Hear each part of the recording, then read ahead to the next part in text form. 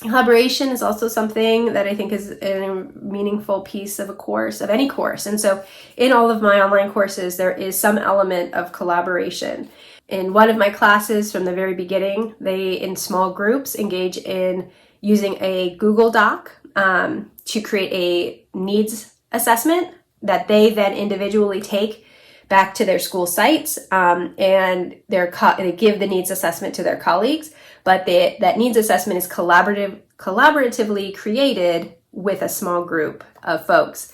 And within that needs assessment, they have roles that they each, there's a team lead, an editor, tech support. And this idea I actually got through the Online Teaching Initiative, and it has been an awesome assignment.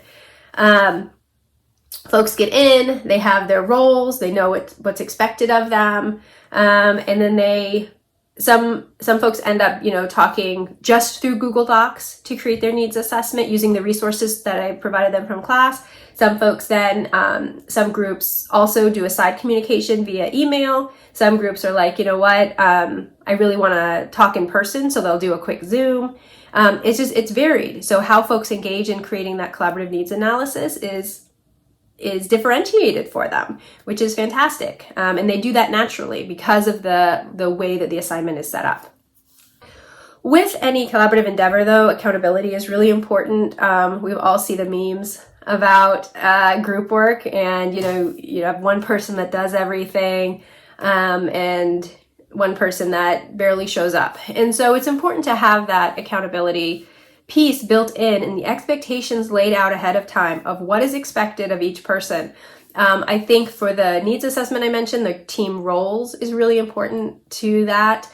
And setting up norms, when a group is going to get together, really laying out what's the best way we're going to communicate with one another, what are our schedules, what's realistic for each of us, and what are we going to expect from one another. And setting that up at the beginning, encouraging groups and facilitating groups to have that conversation at the beginning of any collaborative endeavor is really important. The other thing is rubrics, right? Rubrics for engaging in your group collaboration.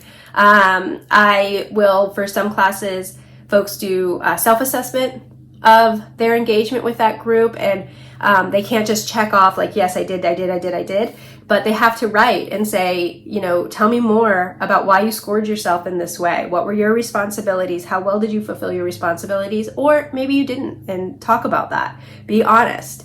And so they have a self-assessment to do, and then a group. And then as a group, they'll assess one another's engagement with that collaborative activity. And that's how I engage collaboration in my courses.